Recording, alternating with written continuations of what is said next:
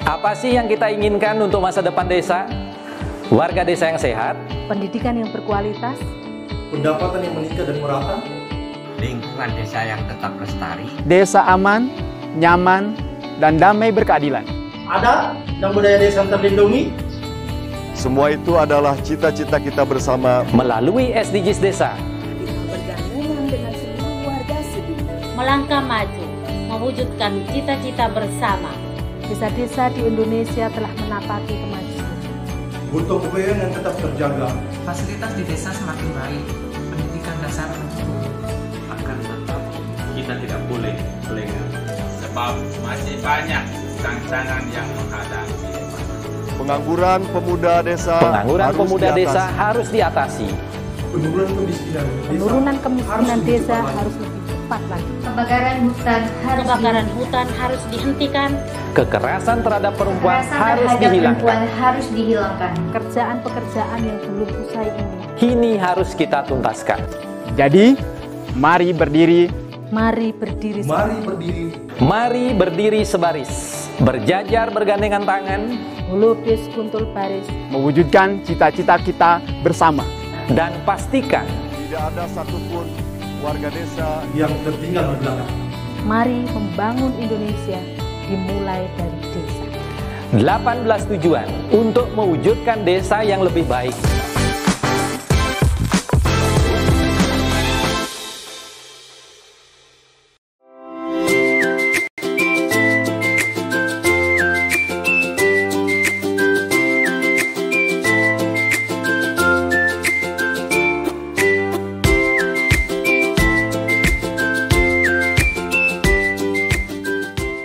Dapatkan kabar baik dan kebaikan desa dan perdesaan hanya di TV Desa News. Unduh aplikasinya segera.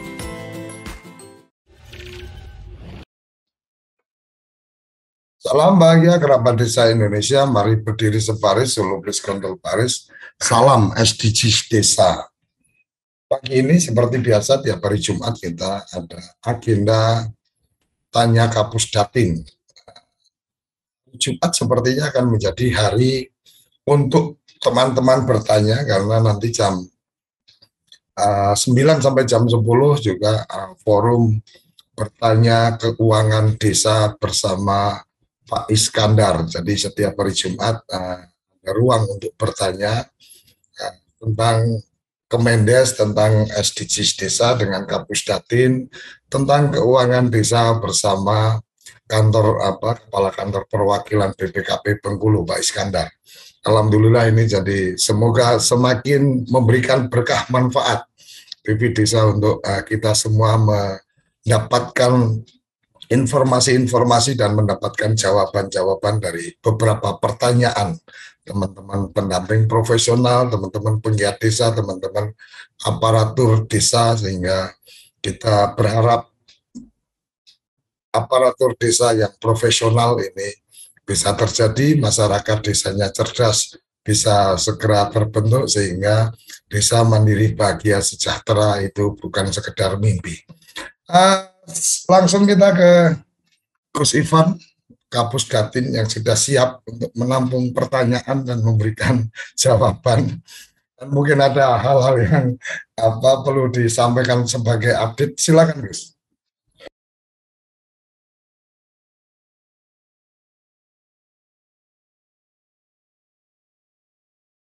Selamat pagi, Gus Koco, kerabat desa sekalian, juga tenaga pendamping profesional. Ini masih di luar Jakarta, jadi agak aneh internetnya, Gus. Sorry. Tapi mungkin yang paling baru kemarin siang itu memang data BLT dana desa baik yang 2020 maupun 2021 itu sedang dibutuhkan oleh banyak pihak untuk membantu lebih dalam lagi warga desa terutama yang sedang saat ini mengalami kemiskinan itu. Baik itu kemiskinan yang langsung karena COVID maupun yang sudah lama miskin, jadi miskin kronis atau sudah lama, maupun yang baru karena kondisi COVID ini. Dan karena itu kemudian kita memiliki peran untuk segera memasukkan ke dalam aplikasi Monef Dana Desa. Dan di dalam Monef Dana Desa yang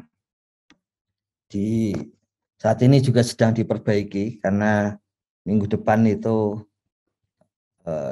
sudah telat seminggu, harusnya minggu ini, minggu depan itu ada paling tidak kita mulai mengisi lagi dari APBDes sampai kepada penggunaannya.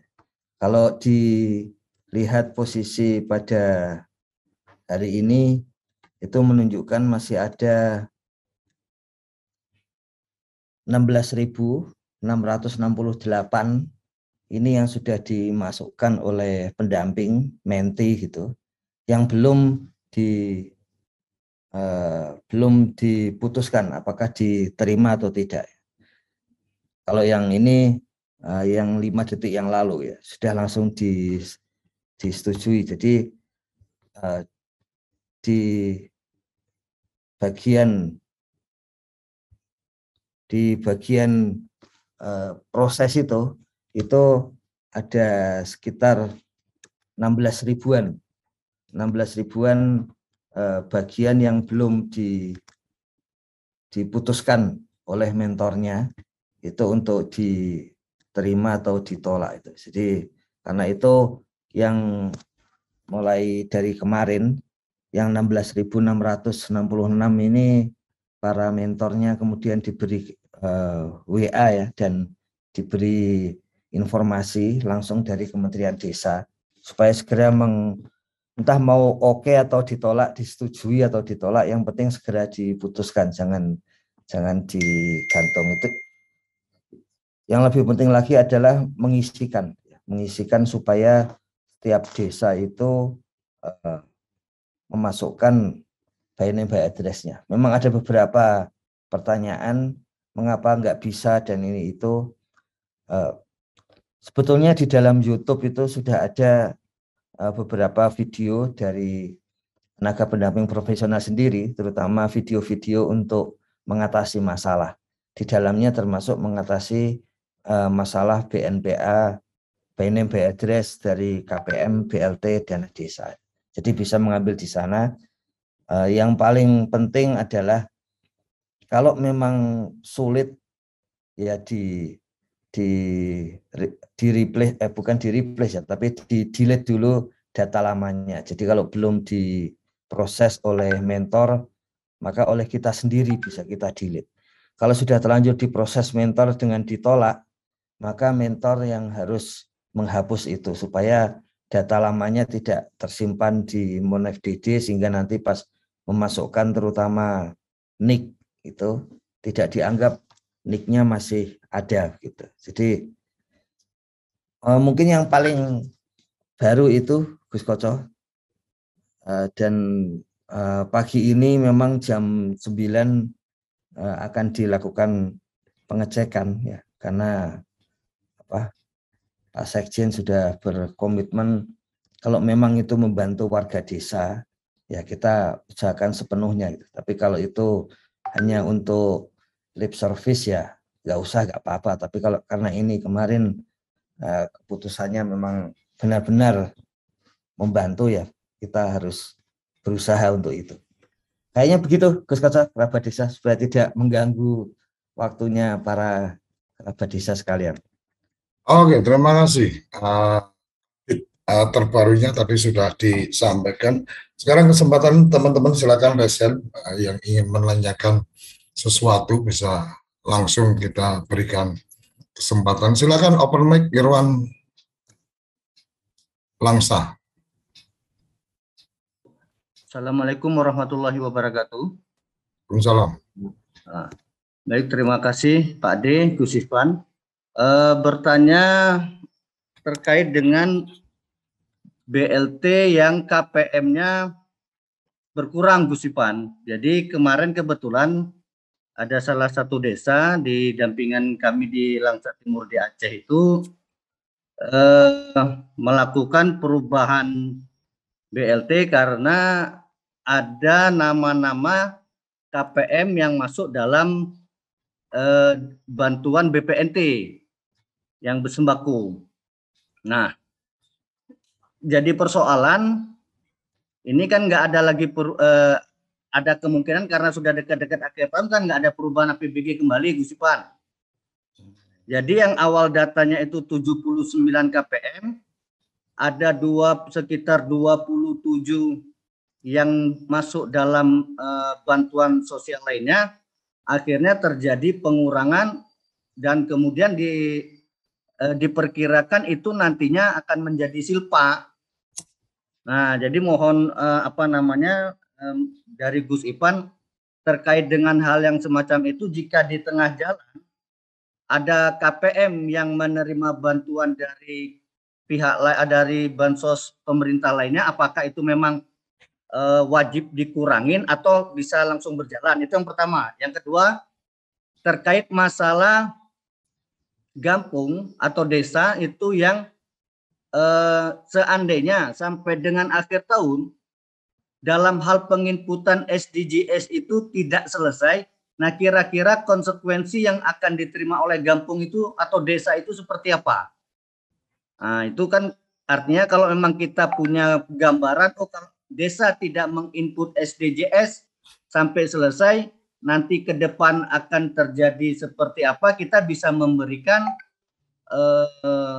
gambaran kepada desa bahwa ini memang harus diisi loh gitu SDGs-nya. Mungkin itu aja dari saya. Terima kasih. Assalamualaikum warahmatullahi wabarakatuh. Waalaikumsalam.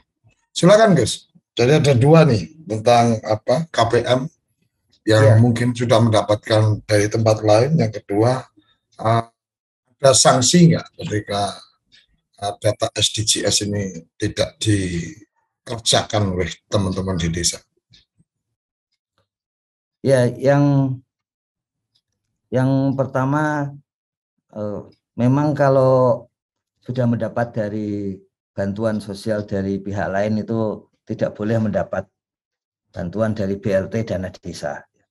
Nah, itu sebetulnya terjadi karena ya memang aturan dari BPK membuat seperti itu. Jadi kita masih ingat di awal tahun lalu sebetulnya double itu tidak terlalu masalah waktu itu. Tapi kemudian di awal tahun ini dan menjelang akhir tahun lalu itu ada laporan awal dari BPK, kemudian di sana disebutkan bahwa ada tendensi sekian persen gitu. Misalnya untuk BLT dana desa pada waktu itu ada tendensi sampai hampir 4%. Ada yang double gitu. Setelah dicek ternyata kejadiannya seperti yang di Langsa Timur, yaitu sebetulnya sudah terdaftar di BLT, kemudian ketika dana sudah disampaikan, kemudian muncul dari bantuan sosial lain itu mengatakan ini juga mendapat bantuan dari kami gitu.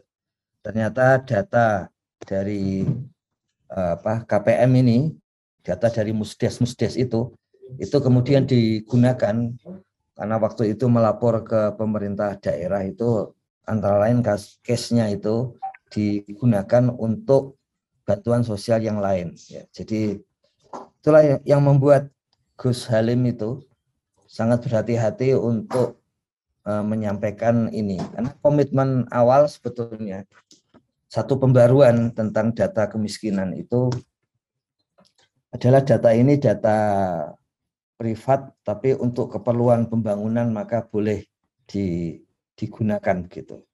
Nah, karena itu kemudian akhirnya dibuat seperti itu. Tapi kemudian karena posisi BLT dana desa itu sebagai sapu jagat, ini ada plusnya, ada minusnya. Plusnya adalah contohnya yang saat ini muncul di berita-berita di Flores Timur, itu ada warga yang tidak mendapatkan bantuan apapun kecuali bantuan dari BLT dana desa sejak tahun lalu. Mungkin sekarang karena sudah diberitakan di banyak berita jadi muncul banyak bantuan.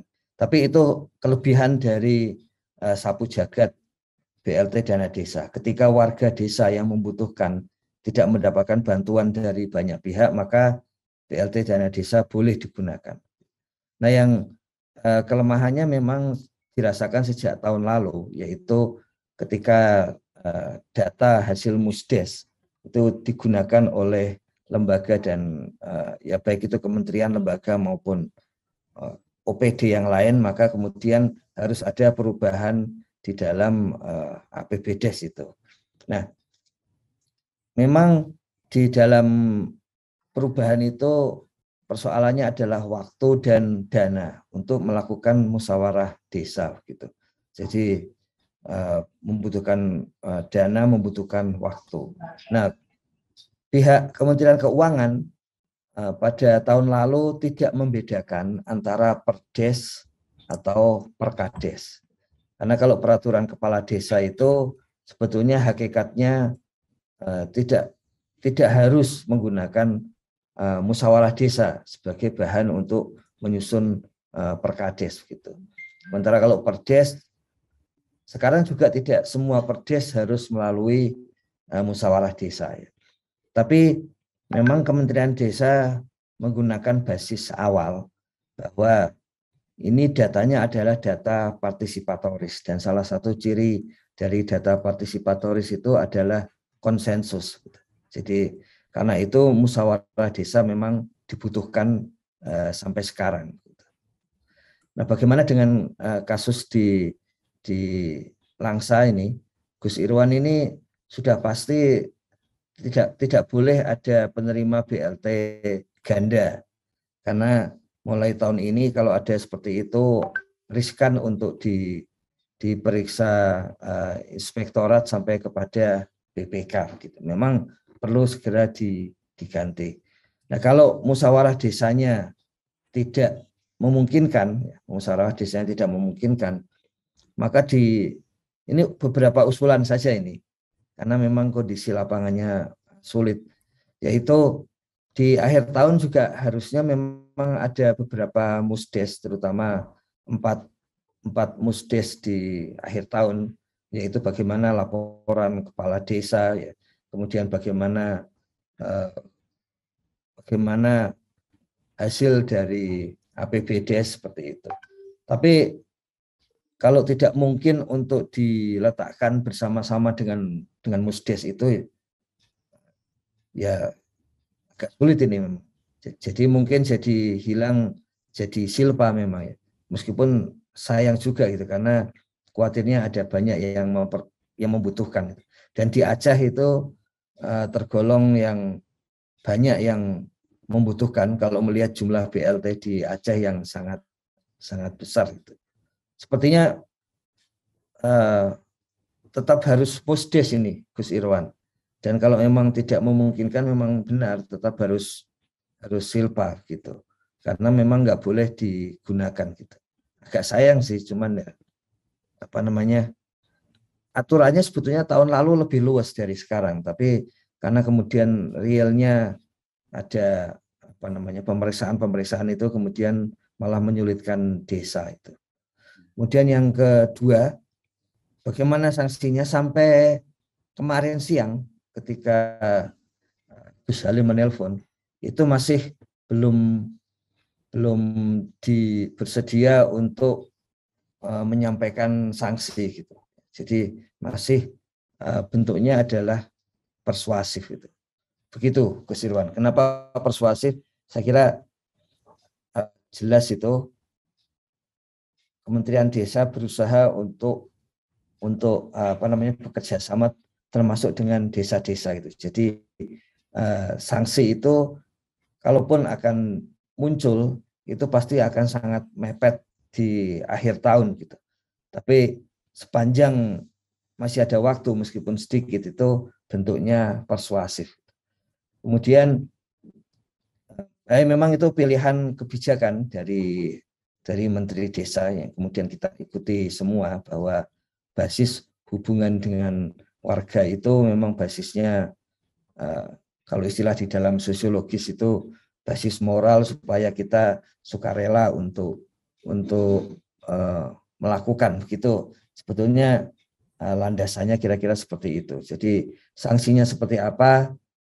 Yang namanya kebijakan pasti ada sanksinya, tapi itu memang tidak disampaikan sampai hari ini. Dan memang salah satu yang belum banyak mengumpulkan SDGs desa, karena desanya juga sangat banyak, itu adalah memang Aceh gitu ya. Jadi saat ini sengaja kebijakan dari pimpinan di Kementerian Desa masih persuasif. Apalagi kita mengetahui yang harus disampaikan Kementerian Desa kepada desa sendiri itu belum tuntas gitu. Jadi yang sering disampaikan oleh Gus Halim itu kita dolim kalau belum apa-apa sudah menghukum, padahal yang menjadi tugas kita belum kita selesaikan.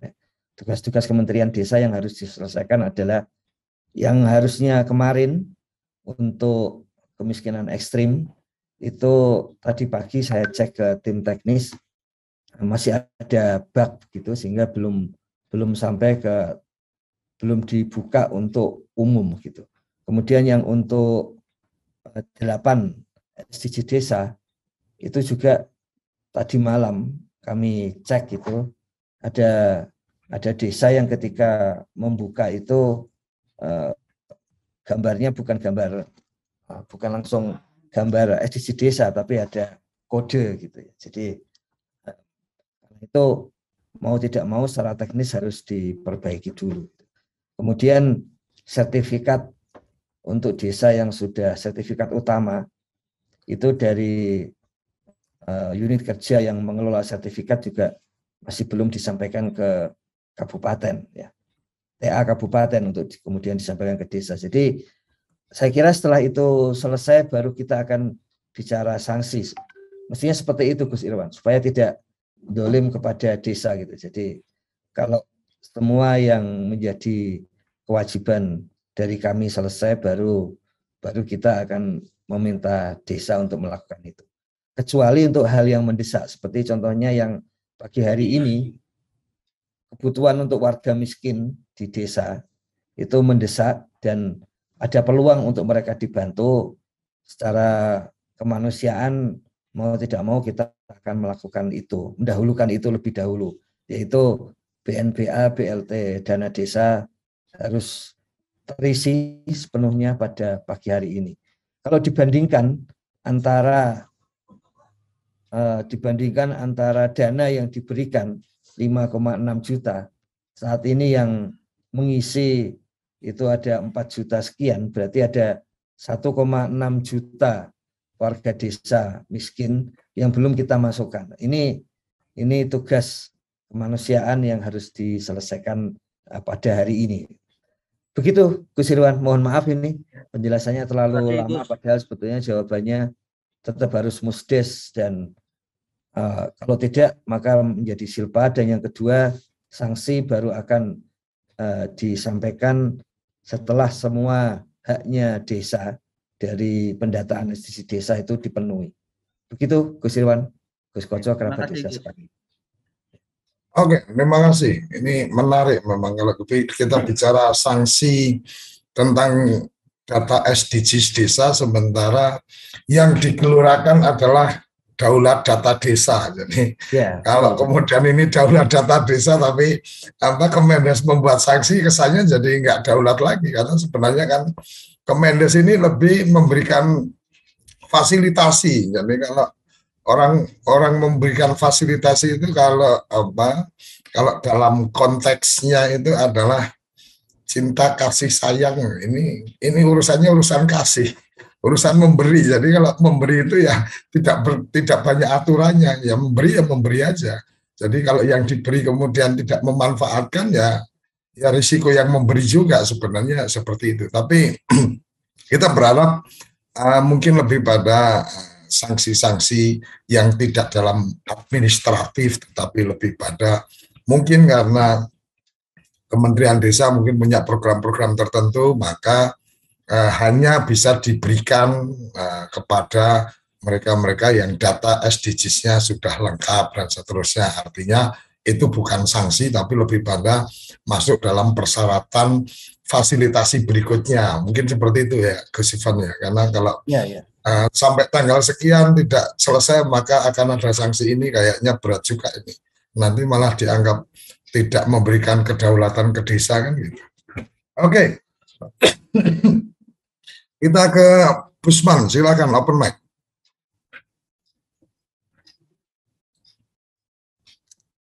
Silakan, Busman. Ya, terima kasih. Assalamualaikum warahmatullahi wabarakatuh. Selamat pagi, Pak Ivan, Gus Koco. Ada beberapa pertanyaan, ada 2 pertanyaan yang perlu saya minta penjelasan dari Pak Ivan. Yang pertama, Pak, mungkin sudah saya sampaikan juga di grup di masalah linknya input data di BNBA ini. Kan ada input data di BNBA BLT. Bisa enggak link ke penyaluran BLT supaya tidak terjadi input 2 kali? Karena kadang-kadang input 2 kali ini membuat data ganda, berbeda, Pak. Tapi kalau yang penting kita sudah di input yang data pastinya di BNBA, dia langsung link ke penyaluran BLT. Jadi kecil kemungkinan akan berbeda datanya. Kalau tidak, nanti PLB, Adam PD akan menginput 2 kali. Ada menginput di BNBA, kemudian input lagi di penyaluran. Kadang-kadang di penyaluran tidak diinput, BNBA diinput. Akhirnya terjadi, kalau kita cek kok beda. Nah itu Pak.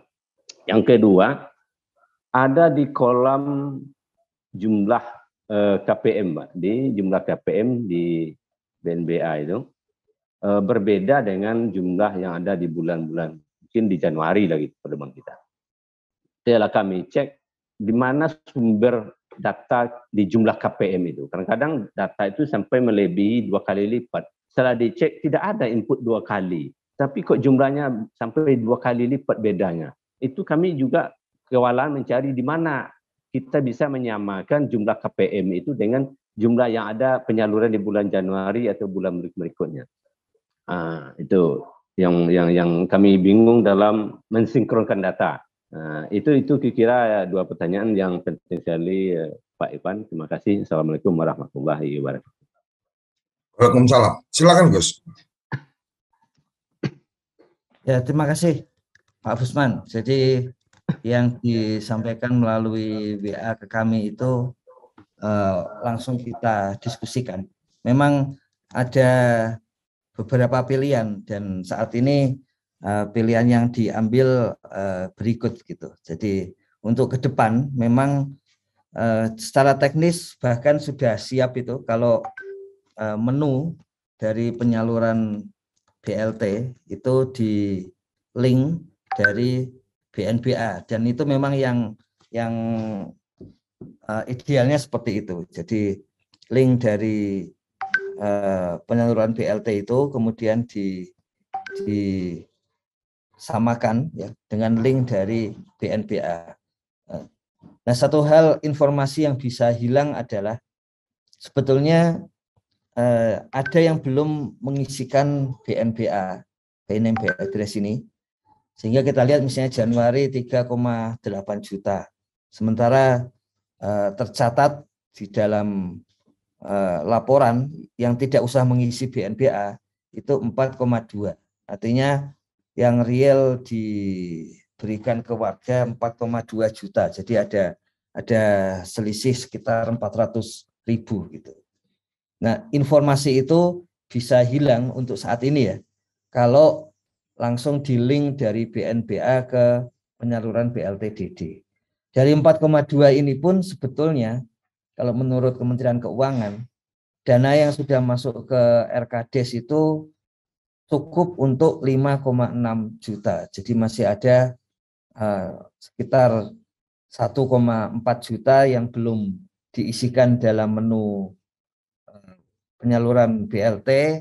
Dan kalau kita lihat di sini berarti sekitar kalau 3,8 kemudian itu 5,6 berarti hampir 2,8 juta yang belum diisikan ke dalam BNBA BLT dana desa. Jadi memang ada pilihan seperti itu. Dan benar mau tidak mau di bagian akhir nanti kita pasti akan mengisikan penyaluran BLT dengan BNBA. Yang penting kalau istilah Gus Halim diobrak-obrak itu, yang penting digenjot pada hari ini itu adalah memasukkan BNBA. Dan kesulitan utama memasukkan BNBA memang kalau ada yang salah, kemudian harus dicek kalau di tempat saya ini enggak ada, tapi di tenaga pendamping profesional dicek di kanan atas itu kesalahannya apa saja. Dan dari situ kemudian perlu diperbaiki, disisir satu persatu. Yang paling memungkinkan untuk melakukan hal ini adalah para pendamping di level desa, karena jumlahnya bisa tidak terlalu banyak. Tapi begitu masuk kecamatan saja itu sudah banyak, apalagi sampai ke kabupaten. Nah, kemudian itu yang pertama. Jadi kemudian yang berikutnya mengenai data jumlah KPM ini harusnya sama ini Gus. Cuman memang yang dimuat di dalam Monef DD itu ada kebutuhan ketika mengatakan jumlah KPM itu adalah jumlah KPM yang linknya distinct, yang nicknya distinct, yang nicknya berbeda. Jadi ketika bulan Januari itu ada 3,8 juta begitu. Kenapa jumlah KPM-nya itu 4,1? Itu sebetulnya antara bulan Januari sampai bulan Oktober. Kalau itu ada yang perubahan KPM-nya gitu. Jadi karena ada perubahan KPM, maka kemudian jumlah nick-nya itu nick KPM-nya itu jadi berbeda. Mengapa itu dibutuhkan? Karena pemerintah itu ingin mengetahui jumlah warga miskin yang mendapatkan BLT dana desa itu jumlahnya totalnya berapa, baik yang diganti maupun tidak diganti. Baru kalau kemudian dibutuhkan data penerima KPM Januari atau Februari, maka disampaikan versi untuk Januari saja atau versi untuk Februari saja. Tapi ketika dijumlahkan itu memang ada kebutuhan total penerima BLT dana desa itu berapa. Maka itu jumlahnya 4,1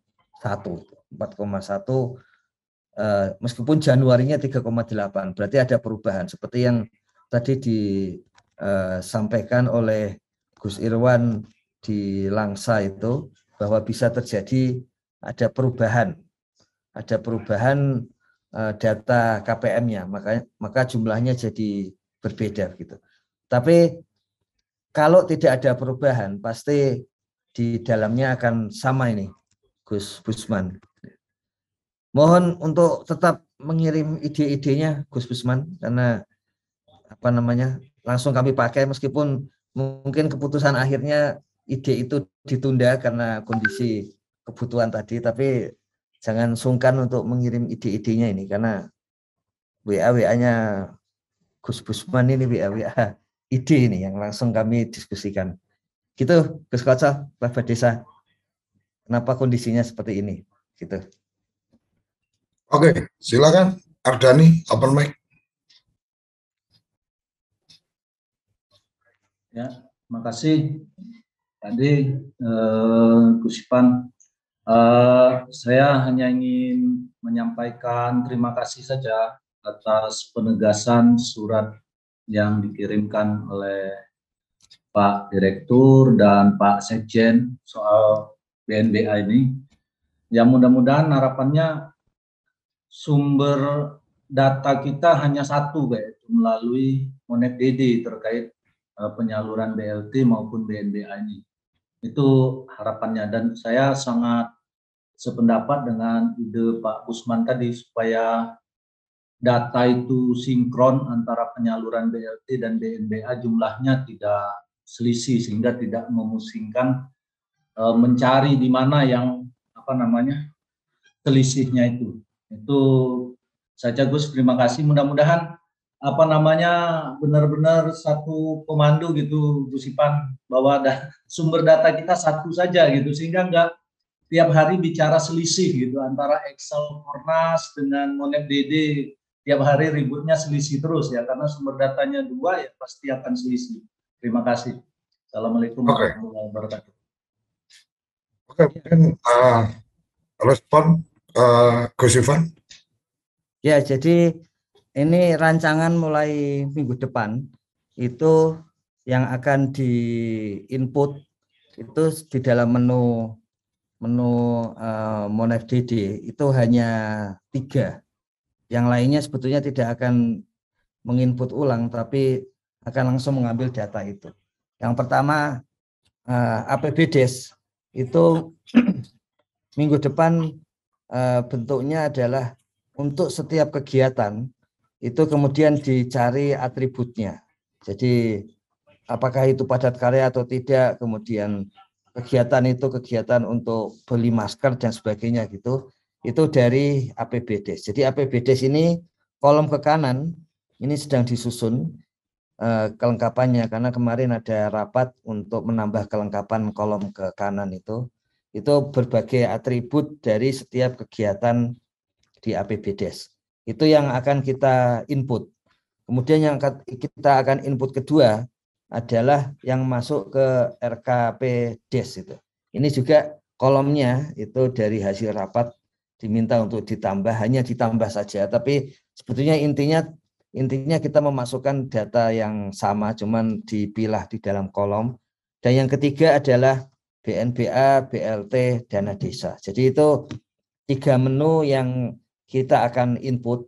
Sementara menu yang lainnya itu adalah menu yang hanya akan diambil di antara 3 menu itu. Jadi tidak lagi kita menginput padat karya tunai desa sendiri gitu. Tapi menu dalam padat karya tunai desa itu diambil dari hasil APBDes.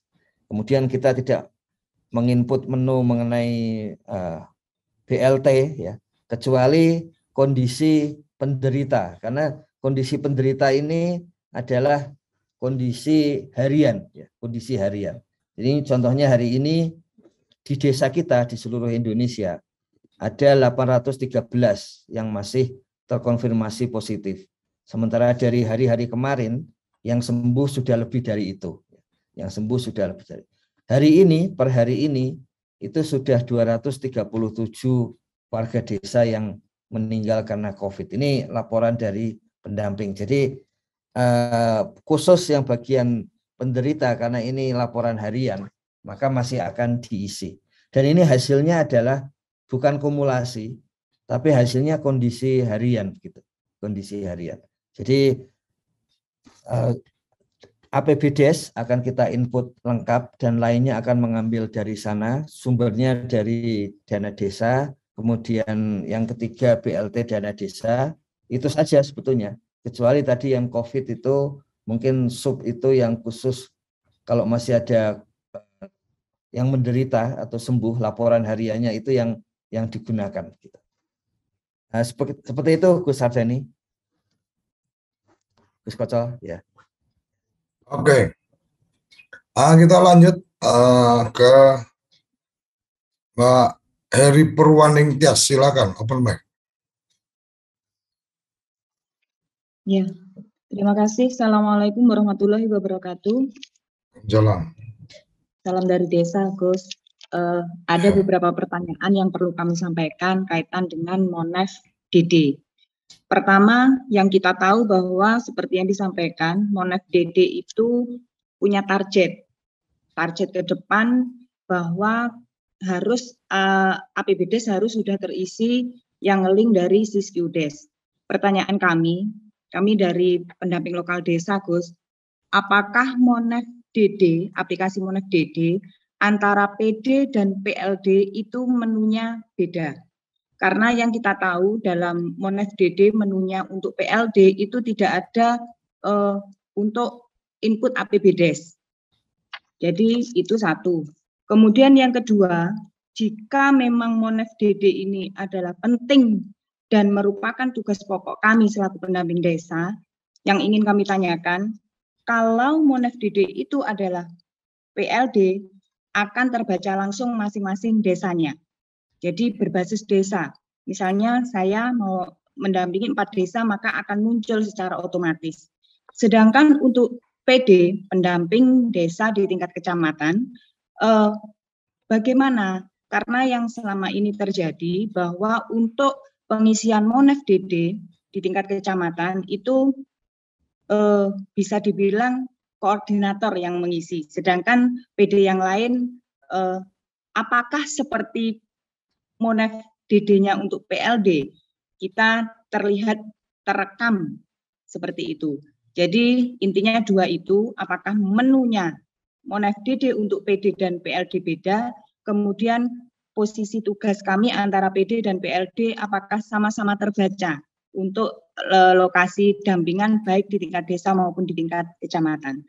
Itu Gus, terima kasih banyak sebelumnya. Oke, Assalamualaikum. Waalaikumsalam. Silakan Gus. Ya Bu Tias, terima kasih ini. Yang pertama memang target APBD link ke Siskudes. Kalau melihat kondisinya, itu kemarin siang itu Pak Sekjen berdiskusi dengan Dirjen Dukcapil dan dengan Dirjen Bina Pemerintahan Desa. Salah satu yang utama tentu saja BNPA, BLT, dana desa, karena itu dibutuhkan langsung dari Bapak Wakil Presiden dan Bapak Menteri-Menteri yang lain. Kemudian karena itu ada kepastian untuk memberikan tambahan bantuan bagi warga miskin di desa-desa kita gitu. Jadi tapi itu basisnya harus untuk desa harus dari Kementerian Desa. Nah, karena itu memang kemarin berkaitan dengan BNPA, BLT, dana desa.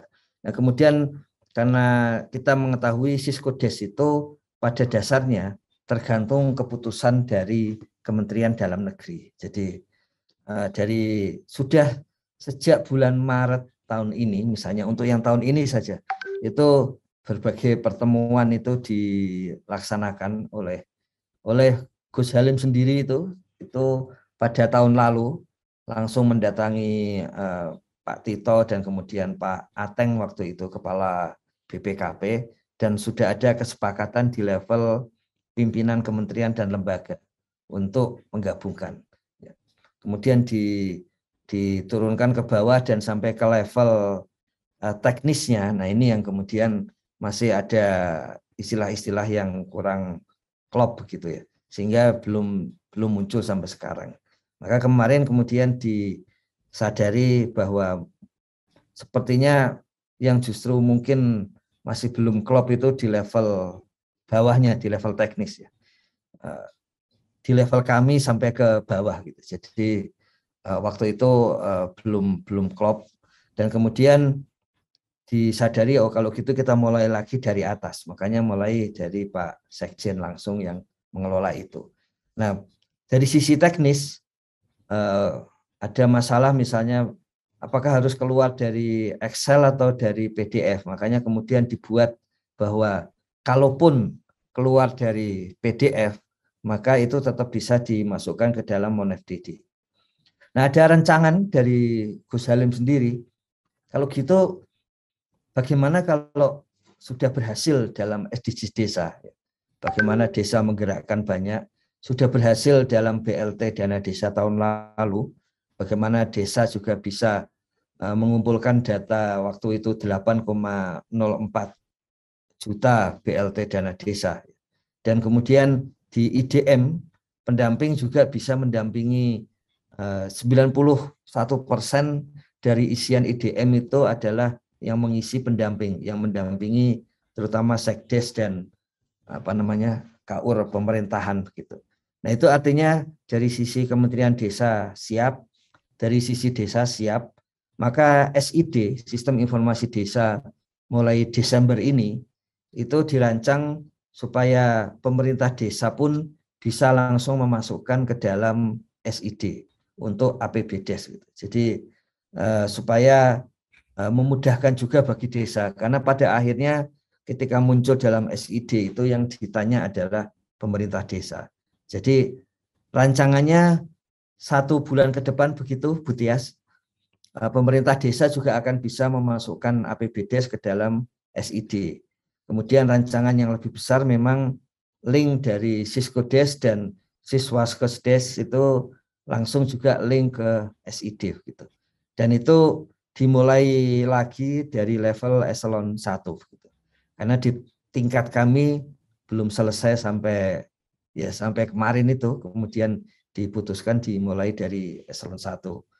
Ternyata dari level pimpinan lembaga oke, eselon 1 oke, kemudian sampai ke teknis tidak muncul itu kerjasamanya, akhirnya mulai lagi ke eselon 1. Jadi tetap target itu. Dan yang kedua adalah alternatif desa langsung bisa mengisi. Itu yang kita sering sebut di awal tahun sebagai loker untuk desa, kemudian desa bisa mengisikan sendiri supaya memudahkan bagi desa ketika ada pertanyaan. Kalau saat ini kan sebetulnya kalau nanti muncul di SID seperti yang Januari itu kan basisnya dari pengisian tenaga pendamping profesional. Nah, ke depan desa diberi ruang lebih banyak untuk itu. Termasuk juga untuk lokernya itu. Jadi itu bagian dari Inspektorat 5 supaya ingin membantu desa yang mendapatkan pemeriksaan dan ada kesulitan, maka Kementerian Desa bisa langsung membantu. Saat ini ketika akan mendukung, itu dokumen-dokumen masih harus dikirim dari desa. Nanti dokumen itu sendiri sudah ada di loker desa, sehingga Inspektorat membantu desa lebih mudah. Kemudian untuk input APBDes, menu yang tadi kami sampaikan itu masih menu di dalam tim teknis. Ya, jadi nanti menu itu akan muncul di semua tenaga pendamping profesional. Hanya saja yang bisa mengisi itu seperti biasa hanya PLD dan PD. Nah, tujuannya tetap bahwa ini yang melakukan itu adalah PLD dan PD di level lapangan, dan kalau ada masalah itu bisa segera diatasi karena lingkupnya masih sangat kecil. Nah, itu ada dua alternatif. Alternatif pertama itu tidak ada yang bisa mengisi kecuali yang sedang bertugas ya. Tapi kemudian ada banyak case bahwa ada yang desa yang tidak ada pendampingnya sehingga akan diisikan oleh PD. Makanya kemudian yang mengisi adalah PLD dan PD.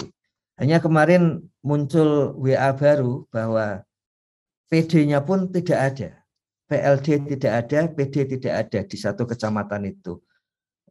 Kemudian ditugaskan PD lain untuk mengisinya. Nah, ini yang masih jadi secara teknis sebetulnya mudah, tapi konsekuensinya adalah PD itu pindah lokasi. Secara teknis pindah lokasi, pengisian berarti pindah lokasi tugas.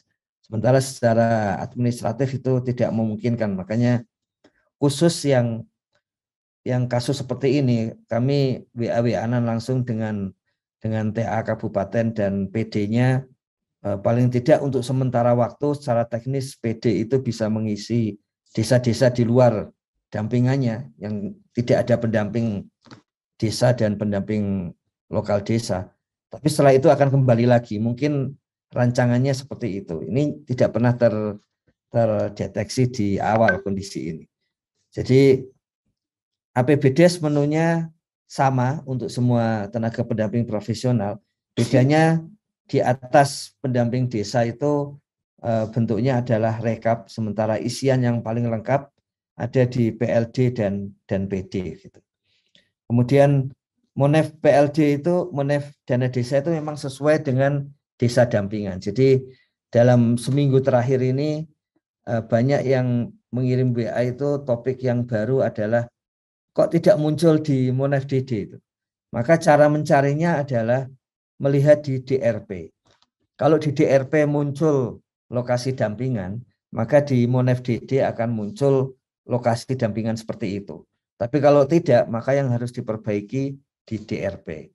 DRP itu sudah di wilayahnya, wewenangnya, wilayah kerjanya sudah pada BPSDM begitu. Jadi tim BPSDM itu sudah bisa memperbaiki DRP, terutama berkaitan dengan lingkup kerja dari para tenaga pendamping profesional. Namun, kalau sampai apalagi ini sudah akhir bulan, kemudian ada 1.000 lebih tenaga pendamping profesional yang mendapatkan relokasi mulai 1 Oktober, jika masih ada kesulitan, kami sudah sampaikan ke Pak Yusra bahwa Pusdatin akan langsung turut membantu begitu supaya pengisian laporan bulan Oktober, kemudian nanti di tanggal 1 tidak ada kesulitan dari 1.000 lebih tenaga pendamping profesional yang mengalami relokasi. Posisinya saat ini itu sudah ada yang sudah benar lokasinya sesuai hasil relokasi, tapi masih ada juga yang menyampaikan WA lokasinya tidak, masih lokasi lama begitu. Jadi untuk hal-hal yang seperti itu kami langsung sampaikan ke Pak Yusra bahwa mana yang belum kemudian akan didukung oleh Pusdatin untuk menyelesaikan. Seperti itu Bu Tias, moga-moga sudah menjawab ini. Jadi tadi APBDes minggu depan itu langsung muncul menunya. Untuk Siskudes Pak Sekjen memimpin langsung untuk kerjasama itu saat ini. Kemudian SID itu akan muncul lagi di bulan Desember dengan menu-menu baru, termasuk desa bisa mengisikan mengisikan APBDes dan kondisi desa serta loker desa supaya nanti kebutuhan-kebutuhan Inspektorat 5 tentang dana desa itu bisa terpenuhi dan desa juga mendapatkan manfaat. Monef BLT, Monef DD itu akan sama lokasinya dengan DRP. Jadi kalau ada yang sulit atau salah begitu, kita perlu cek DRP-nya. Kalau ada kesalahan DRP bisa mengirim ke kami begitu. Tim kami memang ditambah ini karena permintaan semakin banyak, meskipun hutang untuk menjawabnya juga makin banyak juga gitu. Tapi seperti itu posisinya. Begitu Gus Koco, Bu Tias. Oke. Oke, terima kasih nih. Waktu kita tinggal 3 menit. Kita berikan kesempatan. Orius, tutup poin aja. Silakan, open mic.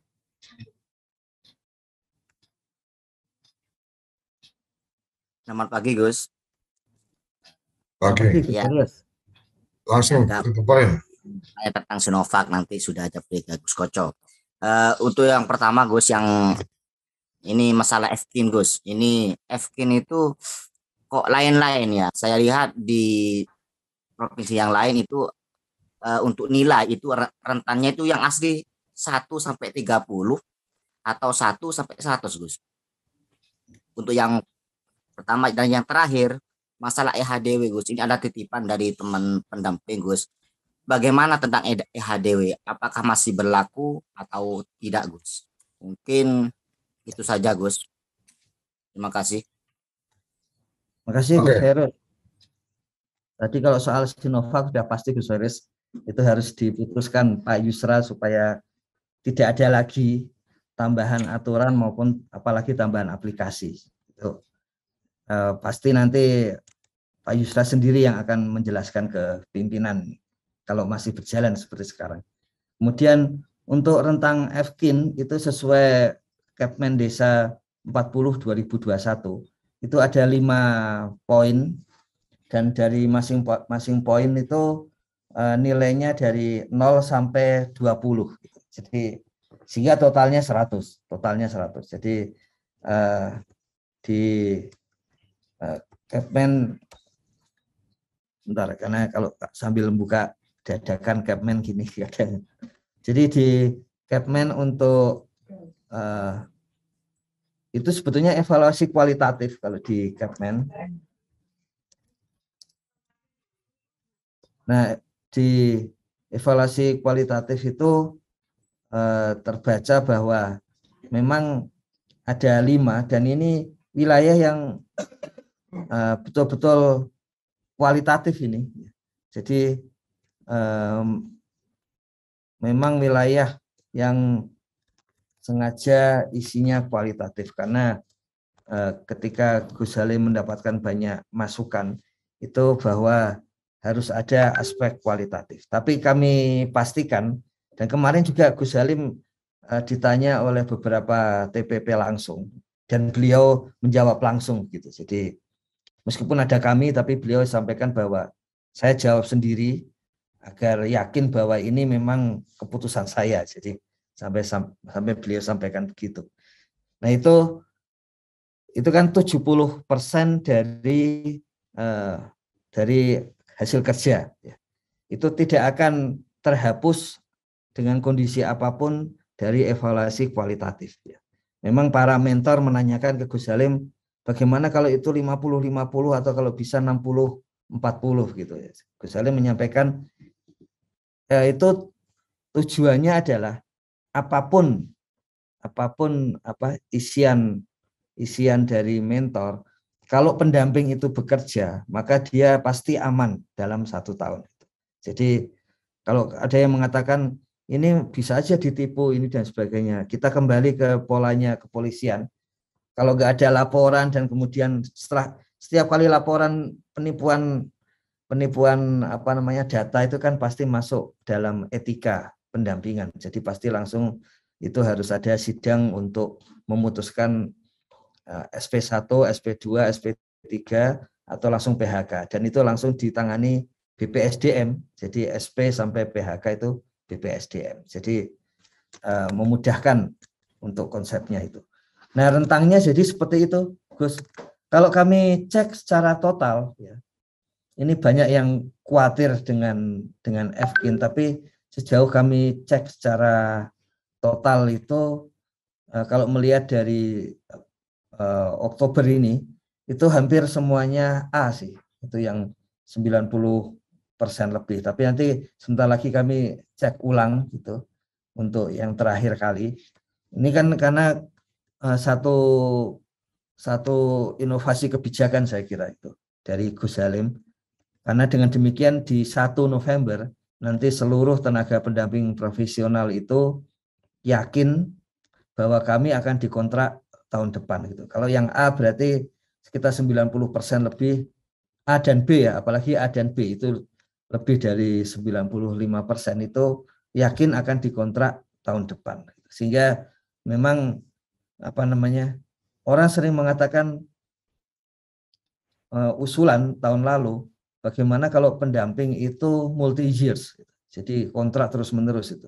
Sementara aturan menunjukkan bahwa kalau honor itu tidak boleh multi years gitu, kecuali untuk honor konsultan infrastruktur. Gitu. Nah, infrastruktur yang maksudnya dari PU ya, di luar PU masih sulit seperti itu.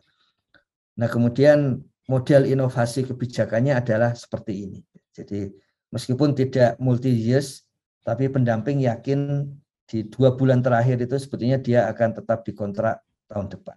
Dan yang belum dikontrak, nah ini juga khasnya inovasi dari Gus Halim karena guru, maka masih ada proses mentoring selama 2 bulan terakhir. Sejauh kami cek, yang nilainya D, yang artinya tidak akan dikontrak tahun depan, itu memang tidak ada pekerjaan, gitu ya, tidak bekerja sama sekali.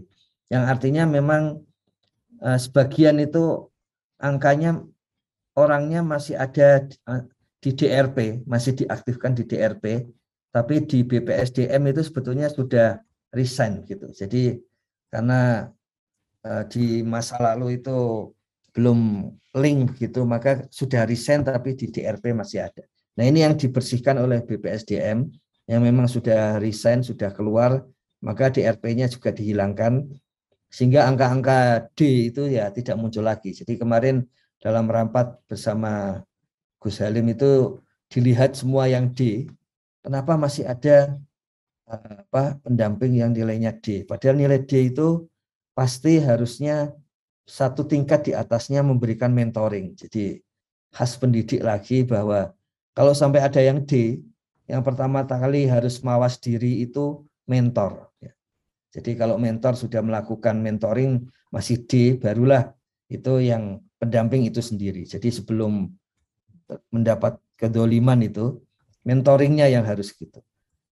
Nah, jadi kalau kami lihat kelihatannya banyak yang aman ini. Bahkan rekan-rekan yang mengirim WA bagaimana, apakah kami aman atau tidak gitu. Untuk beberapa kasus itu kami mintakan Pak Yusra mengeceknya dan hampir semuanya nilainya tetap A ini. Jadi sepertinya relatif aman. Jadi FKIN seperti itu, Gus Hairus 20, 20, 20, 20, 20 ya. Jadi 5 poin masing-masing 0 sampai 20, totalnya 100. Untuk EHDW itu dalam proses transisi ya. Jadi proses transisi dari Sekretariat Wakil Presiden diserahkan ke PDP, Dijen PDP, Dijen Pembangunan Desa dan Pedesaan untuk bagian Direktorat Sosial. Jadi dalam proses seperti itu. Ada tim tersendiri, tim Pusdatin lebih banyak pada bagian hardware-nya, kemudian software-nya masih dikelola tim Setwapres bersama tim PDP. Jadi kami cek memang masih ada masalah di coding gitu, sehingga kadang muncul kadang tidak. Itu sebetulnya prosesnya sedang ada perbaikan coding. Kalau SDGs desa, kalau ada proses tidak muncul, itu adalah sedang ada proses database lama masuk ke database baru. Jadi sengaja dicari waktu-waktu selain jam 11 siang, karena menurut datanya yang banyak mengisi jam 11 siang.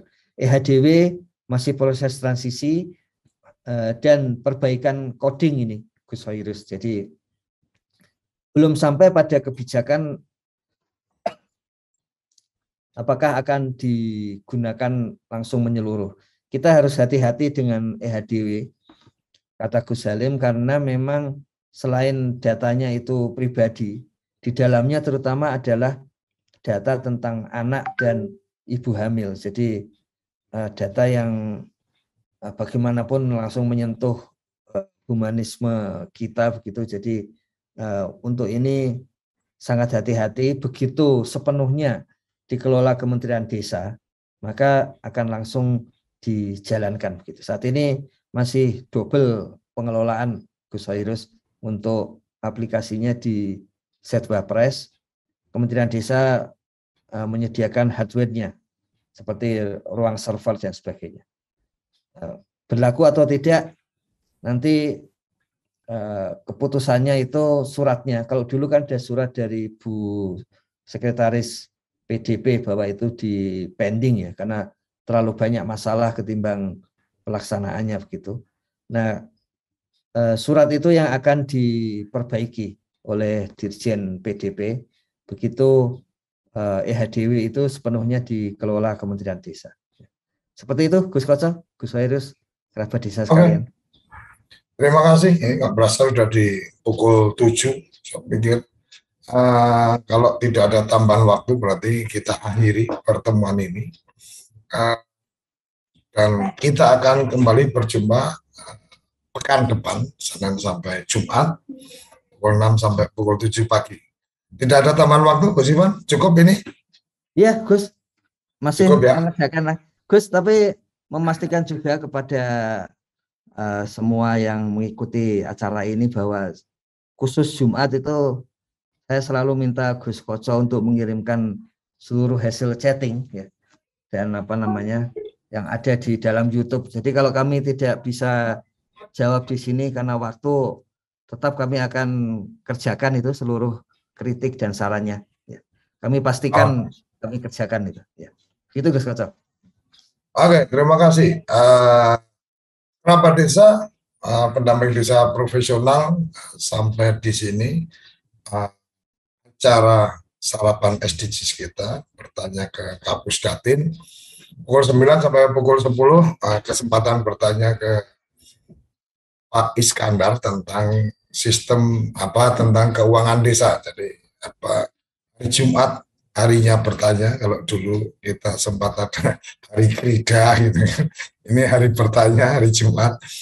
Semoga nanti juga ada forum-forum yang lain yang memberikan ruang untuk bertanya, karena ruang bertanya ini adalah ruang untuk belanja permasalahan, dicarikan solusi dari para pihak. Saya pikir itu yang bisa saya sampaikan. Sampai jumpa pekan depan di sarapan SDGs Desa. Salam bahagia kerabat desa Indonesia. Mari berdiri sebaris, selubus kentul baris. Salam SDGs Desa. Salam Desaisme. Terima kasih. Apa sih yang kita inginkan untuk masa depan desa? Warga desa yang sehat, pendidikan yang berkualitas, pendapatan yang meningkat dan merata, lingkungan desa yang tetap lestari, desa aman, nyaman, dan damai berkeadilan. Adat dan budaya desa terlindungi. Semua itu adalah cita-cita kita bersama melalui SDGs Desa. Melangkah maju, mewujudkan cita-cita bersama. Desa-desa di Indonesia telah menapaki kemajuan. Gotong royong yang tetap terjaga. Fasilitas di desa semakin baik, pendidikan dasar mencukupi. Akan tetap kita tidak boleh lengah, sebab masih banyak tantangan yang menghadapi. pengangguran pemuda desa. Harus diatasi. Penurunan kemiskinan desa harus lebih cepat lagi. Kebakaran hutan harus dihentikan. Kekerasan terhadap perempuan harus dihilangkan. Pekerjaan-pekerjaan yang belum usai ini harus kita tuntaskan. Jadi, mari berdiri. Mari berdiri. Mari berdiri sebaris. Berjajar bergandengan tangan. Melukis kuntul baris. Mewujudkan cita-cita kita bersama. Dan pastikan tidak ada satupun warga desa yang tertinggal di belakang. Mari membangun Indonesia dimulai dari desa. 18 tujuan untuk mewujudkan desa yang lebih baik.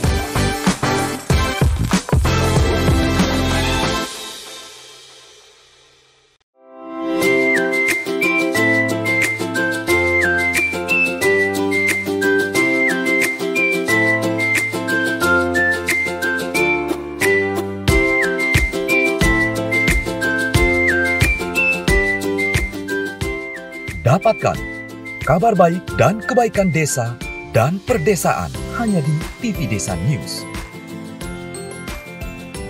Unduh aplikasinya segera.